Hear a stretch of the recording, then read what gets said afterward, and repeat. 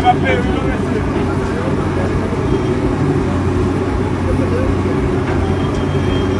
Agora vai, vou coletar, chutar valendo no guarda buquê. Aí me investi pouco na guarda buquê.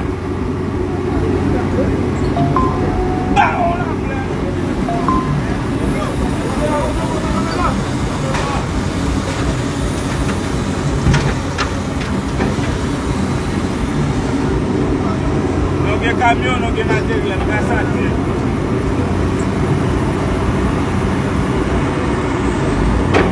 Là, on va pas et là, on va pas barrer, non.